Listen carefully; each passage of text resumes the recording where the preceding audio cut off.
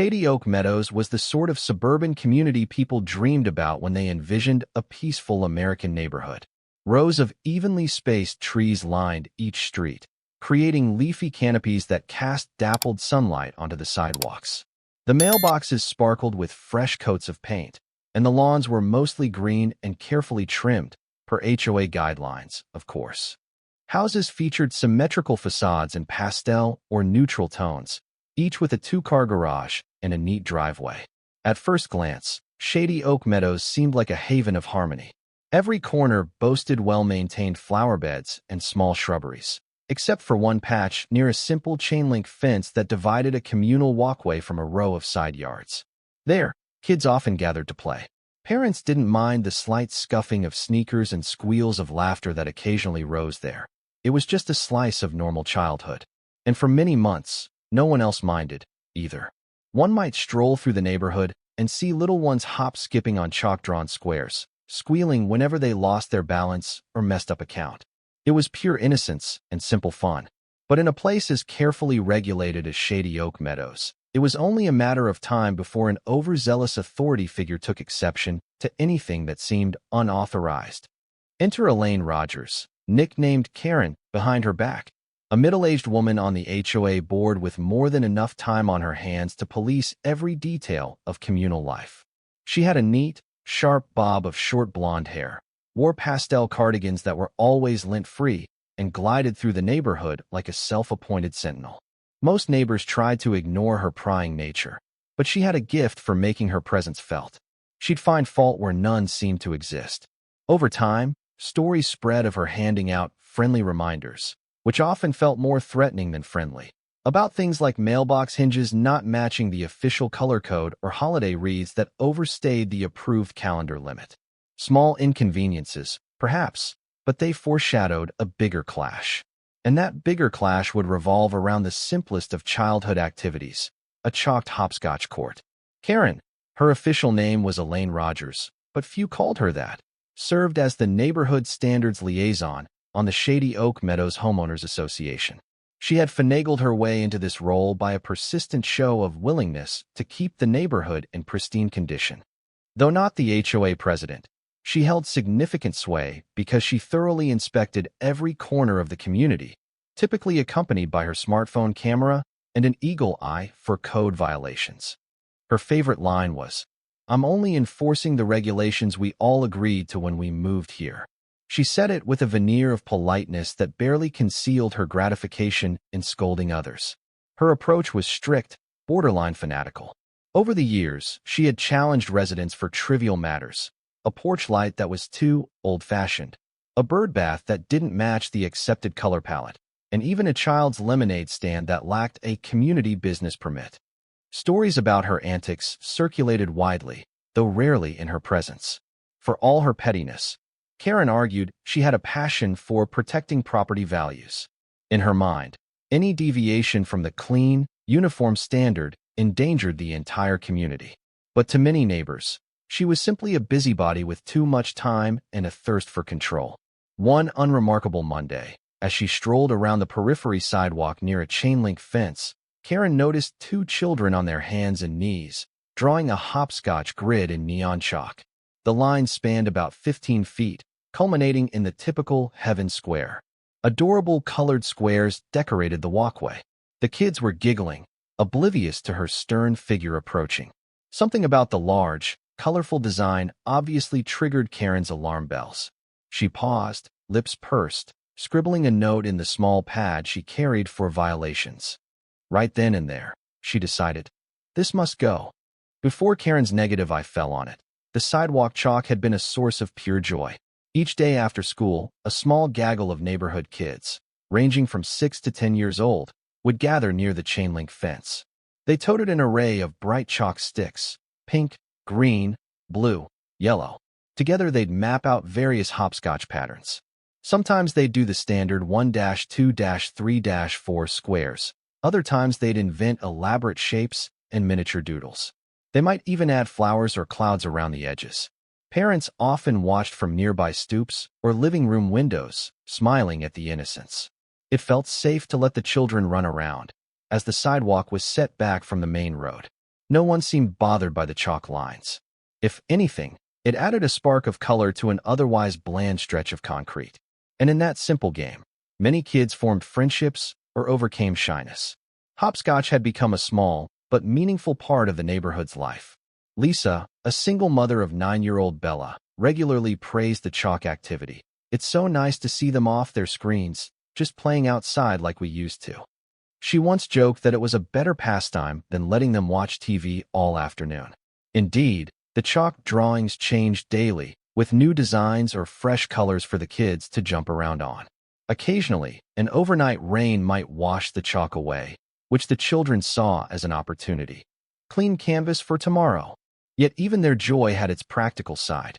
The chalk was temporary, here today, washed away by weather or time. It wasn't damaging property. It was just a fleeting expression of childhood, until Karen discovered it. And once she latched onto something, she rarely let go. Karen's initial move was to approach the kids directly. On that fateful Monday afternoon, she marched over, arms crossed, as two children hopped from square to square. Startled, they froze, chalk in hand. "Who gave you permission to draw on this sidewalk?" Karen demanded in a clipped tone. She eyed the rainbow of squares that stretched along the concrete. "This looks messy and might stain the pavement." The children glanced at each other in confusion. One of them managed a timid response. The sidewalk is for everyone. It's just chalk. It washes away." Karen's expression was stony. She launched into a mini-lecture about how community property needed to stay clean and uniform. She insisted that the chalk drawings could be considered defacement. When the kids stared back, uncertain, she added, "If you don't stop, I'll have to report this to the HOA board, and we could fine your parents." The children, eyes wide, scattered. They might have been scared, but the moment they returned to their families that evening, the story spilled out. Parents were understandably irritated that a grown woman was confronting their young children over chalk. Yet no one took the threat too seriously. They assumed Karen was overreacting, as usual. Perhaps a polite conversation would smooth things over. Indeed, one parent, Mark Dawson, approached Karen during her next inspection walk, trying to reason with her. "They're kids," he explained with forced calm. "Chalk art is temporary. They aren't vandalizing anything." He even offered to hose down the sidewalk himself if it truly bothered her. But Karen was unmoved. "The rules are the rules," she insisted, repeating her standard mantra. If no official bylaw existed banning chalk, she was certain the general clause about preserving neatness and uniformity of communal spaces would suffice. The entire matter might have fizzled if Karen had just let it be. But the seeds of conflict were planted. The kids had lost a friendly environment for their hopscotch, and Karen had found a new crusade. The following days took the normal cyclical pattern. On Tuesday, the kids tried to continue their chalk hopscotch after school. True to their nature, they drew a new grid, slightly shorter, hoping to keep it less visible to avoid Karen's wrath. But she still spotted it during her evening walk. The next day, they tried again. This time, Karen marched over mid-afternoon, scolded them, and threatened to officially file a complaint. Some kids began to cry, others just ran off. Word spread among parents. A few wrote polite emails to the HOA's general inbox, suggesting that chalk on the sidewalk was harmless. One mother pointed out the importance of encouraging outdoor play for children's well-being. The HOA's initial response was lukewarm, with the board president simply stating that the matter would be reviewed at the next monthly meeting. Meanwhile, Karen sent out FYI notices via the community email list, citing ongoing defacement concerns. She implied fines might be imminent if parents didn't curtail their children's chalking. The tension simmered. Even neighbors without children started to find Karen's stance overblown. The pastel lines, they insisted, hardly caused any lasting damage. Yet nobody wanted a direct confrontation. It was easier, most thought, to let it blow over. Perhaps the kids would grow tired of hopscotch and move on to something else. Unbeknownst to all, Karen's obsession was only growing stronger. Each day she saw the bright squares in front of the chain-link fence. She felt that the neighborhood was drifting from her notion of order. She privately resolved to put a stop to it, one way or another. About a week into this drama, the chalk lines began mysteriously vanishing overnight, even on nights without rain. One morning, The children returned to find their carefully drawn hopscotch squares reduced to drippy pastel streaks. Confused, they asked their parents if there had been a sprinkler malfunction or some freak weather phenomenon. But the rest of the sidewalks in the neighborhood were bone dry. A pattern emerged. Each time they drew the lines, by the next morning, the area around the chain-link fence was soaked, the chalk partially washed away. The second time it happened, Mark Dawson wandered out before dawn to investigate. Hiding behind a shrub, he watched the chain-link fence carefully. Sure enough, just before 6 a.m., a figure emerged from the side yard. Someone wearing a robe and slippers, carrying a garden hose. The figure stealthily aimed the water through the fence, drenching the chalk squares. Mark recognized the silhouette immediately. Karen. Incensed, he hurried forward, but by the time he reached the sidewalk, she'd vanished into her backyard. The children awoke that morning to a fresh mess of watery chalk, their hopscotch effectively erased. Some saw it as a petty annoyance. Others felt it was downright mean. Lisa, the mother of Bella, was livid. These kids aren't harming anyone. What sort of person wakes up before dawn to hose down a children's game? Parents rumbled about how to respond. Some wanted to corner Karen and demand she stop. Others suggested waiting for the monthly HOA meeting, though that was still weeks away. In the end, they decided to gather testimonies and approach the board formally, hoping for official intervention. In the interim, the kids kept trying, day after day, spreading their colorful lines and shapes, only to find them soggy by morning. Their frustration grew. So did the neighborhood's anger at Karen's underhanded tactics. The monthly HOA meeting rolled around 2 weeks later, in a modest community center at the edge of the development. Typically, only a handful of residents attended, mostly those with agenda items or concerns about fees. This time, the room was packed. Word about the chalk fiasco and Karen's nighttime hosings had circulated widely, galvanizing parents and supportive neighbors. Karen, wearing her usual pastel cardigan, sat near the front next to the HOA president, a soft-spoken retiree named Victor Hall. She clutched a stack of printed papers, presumably the community guidelines, and a collection of photos she'd taken of the chalk squares. The atmosphere crackled with tension. After some basic updates about landscaping budgets and upcoming neighborhood events, the board opened the floor for community comments. Lisa was the first to speak, describing how the children's harmless drawings kept getting wiped away, presumably by Karen. She concluded with a pointed remark. Our kids' childhood memories shouldn't be subject to late-night sabotage. Several parents chimed in, echoing similar sentiments. Their tone was respectful but firm. The children, they argued, were playing in a safe, community-minded way. The chalk was easily washed off and didn't damage property. So what was the big deal? Karen, when it was finally her turn to respond, launched into a practiced monologue. She contended that excessive chalk drawings degrade the neighborhood's uniform aesthetic. She brandished photos of large, multicolored squares that sprawled across the sidewalk. Imagine potential homebuyers strolling through and seeing these garish scrawls, she insisted. Property values could suffer. Some audience members groaned audibly.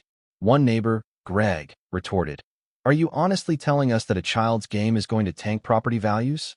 That's absurd." A small round of applause followed. Victor Hall tried to maintain order. He asked if there was any official bylaw addressing sidewalk chalk.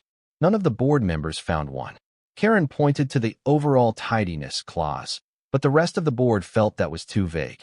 The session devolved into a heated back and forth. Karen steadfastly refused to back down, even hinting that she had the right to wash away the chalk if parents wouldn't comply with her demands. In the end, the board postponed a decision, stating they needed more time to review guidelines and consult legal perspectives. The parents left in a swirl of anger, the children in tow. Karen, still convinced of her righteous stance, marched home, determined to keep fighting. If no official rule existed, she would find a way to craft one, or continue her watery campaign under the radar. Amid all the adult bickering, the kids themselves wrestled with confusion and disappointment. Chalk hopscotch was one of their favorite after-school rituals. They enjoyed collaborating on new designs, challenging each other to skip squares or land on one foot. For many, it was the highlight of their day, a chance to burn off energy, laugh, and bond. Now, however, they felt villainized. Some, like 9-year-old Bella, took it personally. "Does Miss Karen hate kids?" she wondered aloud to her mom. Lisa tried to reassure her daughter that Karen was just very picky about the sidewalk, but Bella wasn't convinced. The older children tried to reason it out. "It's just chalk. Why does she care so much?" A few kids suggested moving their chalk games to the local park's basketball court, but that lacked the intimacy and convenience of the little spot near the fence. Others tried drawing smaller patterns or using less bright colors, hoping not to attract attention. But every morning, the same watery aftermath greeted them. This conflict weighed on them. Even the youngest sensed an undercurrent of hostility they'd never encountered before. Some began losing interest, not wanting to face the daily disappointment. Others developed a streak of determination, as though the more Karen washed away, the more they wanted to draw. In a child's world, it felt unjust that a grown-up would so aggressively stamp out a simple, creative pastime. With public opinion largely against her, Karen found fresh motivation to double down. She told herself it was a matter of principle. If the HOA refused to ban chalk explicitly, she'd enforce cleanliness herself. In her mind, the end justified the means.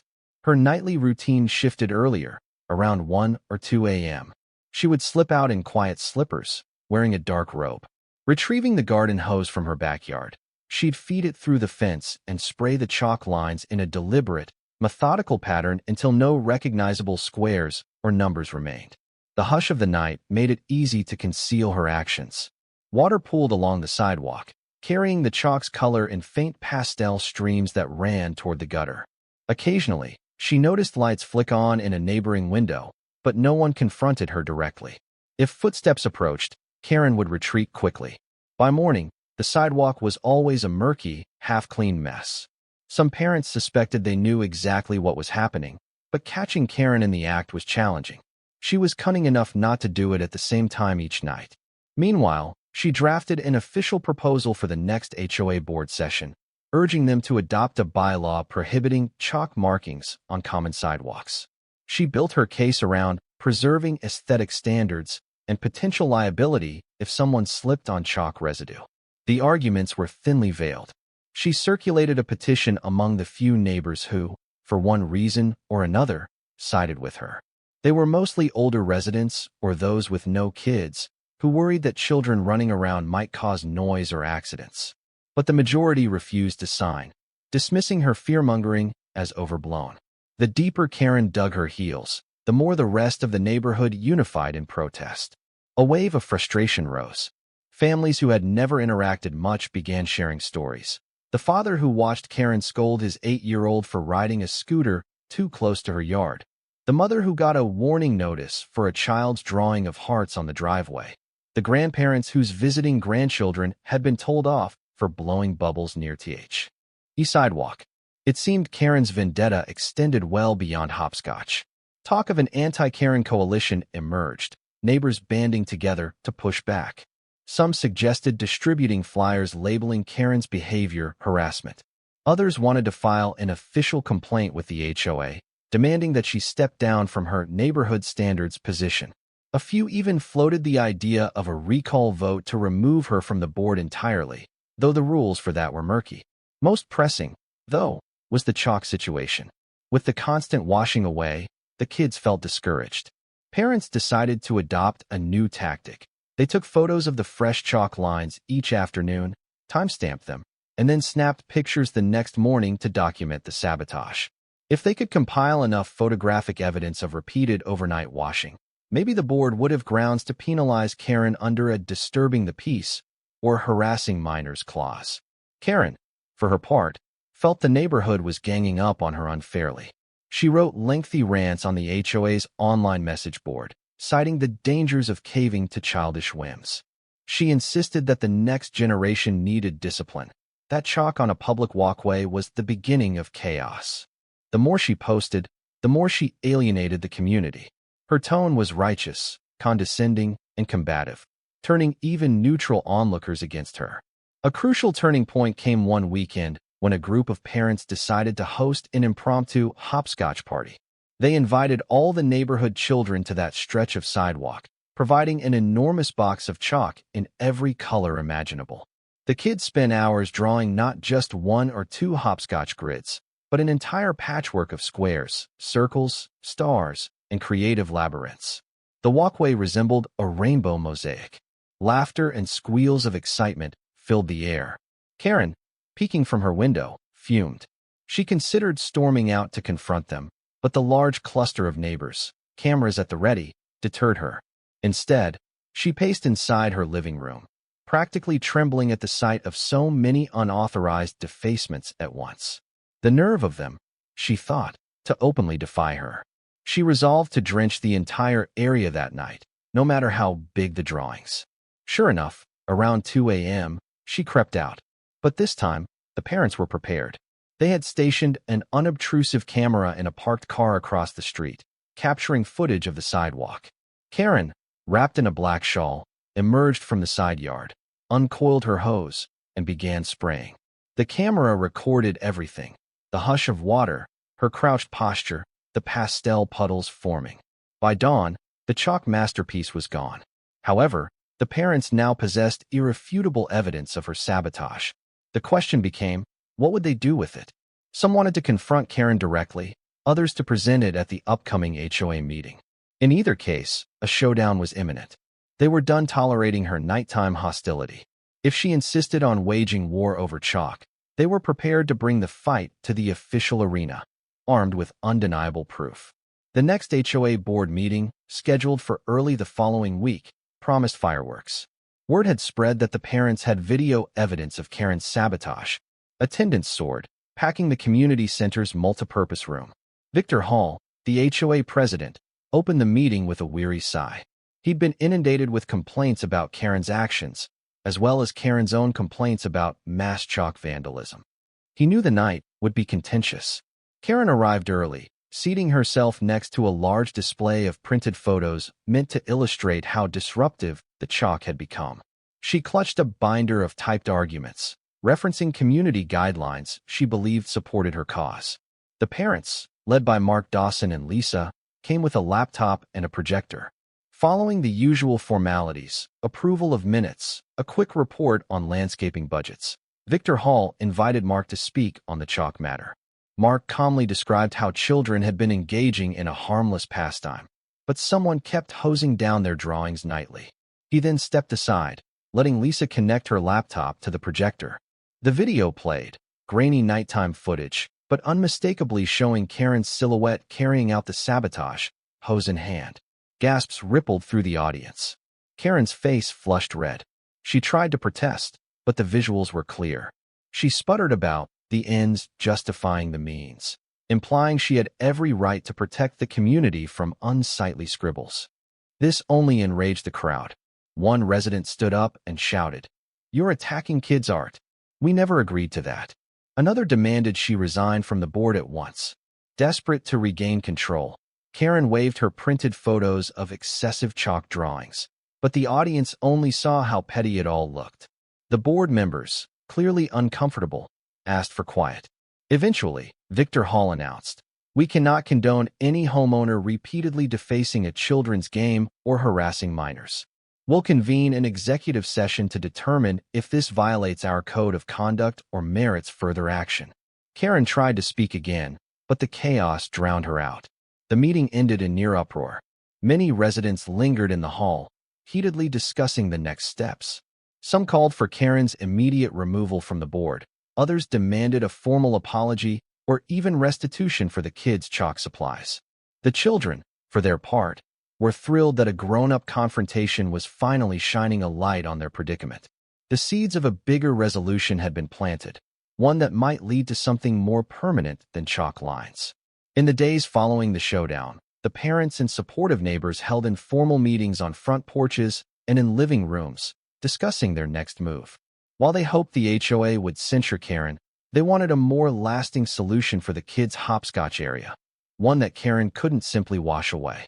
But how? One father, a local contractor named Julio, proposed a novel idea. What if we paint a permanent hopscotch court with weatherproof paint? We can make it attractive, matching community standards. The notion sparked excitement. If a pastel design was painted on the sidewalk, an official, HOA-approved design, Karen wouldn't be able to wash it away. It would be as legitimate as any lines on a basketball court or tennis court. The group brainstormed colors that wouldn't clash with the neighborhood aesthetic. They also talked about obtaining official permission from the HOA so that it became a sanctioned community feature. This would require a formal submission, including design samples and a location plan. But with the video evidence of Karen's sabotage fresh in everyone's mind, the board might be more receptive than ever. As for Karen, she had gone silent. Her typically frequent posts on the HOA message board all but ceased. Rumor had it she was scrambling to keep her board position. Some said she privately contacted allies, trying to rally them against the pro-chalk clique. But her credibility had taken a severe blow. No one wanted to be publicly associated with hosing down children's artwork. Thus, the path seemed clear. Present a well-crafted proposal for a colorful, but tastefully pastel, permanent hopscotch court that the neighborhood could enjoy, and that Karen couldn't simply annihilate at 2 a.m. The parents agreed to meet again soon to finalize the plan and then submit it to the HOA for approval. Over the course of a week, Julio and several other volunteers meticulously designed the proposed hopscotch layout.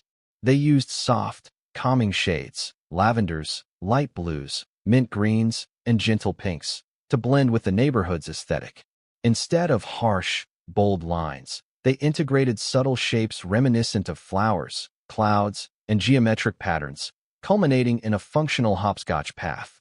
The plan showed it would occupy the same sidewalk area near the chain-link fence that children traditionally used, but with a neater, more organized design. They printed out a color mock-up and prepared a small speech explaining the benefits. Encourages children's outdoor activity. Blends with the HOA's palette, thus maintaining visual harmony. Reduces the messiness of daily chalk residue. Demonstrates Shady Oak Meadows' commitment to being family-friendly. When they presented the proposal at a special HOA session, called due to the swirling controversy, the reaction was largely positive. Board members, eager to defuse the crisis, found it a clever compromise. The volunteer group even offered to fund the project through donations, costing the HOA nothing. Victor Hall commended them for their initiative. This is exactly the sort of community-driven solution we love to see. Karen, forced to comment, struggled to find a valid objection. She stammered about the possibility of wear and tear, but that was easily addressed by the high-quality, weather-resistant paint chosen. She tried to claim the sidewalk was not designed for permanent decoration, but the board countered with examples of how other neighborhoods had similarly installed little play areas or painted crosswalks. Seeing no support, Karen lapsed into sullen silence. The board unanimously approved the plan. A cheer broke out in the room. Parents shook hands. Neighbors patted each other on the back. Even some childless residents smiled, relieved that the chalk war might finally end peacefully. The official date was set, a Saturday next month, for the community to gather and paint the new hopscotch design. It would be a communal event, doubling as a sort of block party. On the chosen Saturday morning, families arrived at the sidewalk near the fence armed with brushes, rollers, and buckets of pastel paint. The atmosphere felt festive. Some brought snacks and coolers of lemonade. Children buzzed with excitement, each hoping to add a personal flourish to the design. Julio supervised the layout, using chalk initially to outline the shapes, then guiding everyone on how to fill them in with the correct colors. Parents diligently worked side by side, painting squares labeled 1, 2, 3, and so on, up to the final 10, a whimsical star shape. Curious onlookers wandered over, offering encouragement or simply enjoying the spectacle of neighbors cooperating.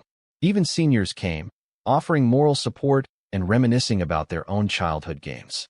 Throughout the day, laughter and conversation echoed down the street. Car drivers slowed to admire the bright transformation of a once ordinary patch of concrete. Karen hovered at a distance, arms folded, occasionally glaring at the scene. Nobody openly confronted her, but her presence generated tension. Some half expected her to brandish a hose at midday and start spraying again, but she refrained. Perhaps she realized the futility. Once the paint dried, water would do little to remove it. Instead, she retreated to her house, curtains twitching as she watched from the window. By late afternoon, the new hopscotch court was complete. The pastel colors looked surprisingly elegant against the gray sidewalk.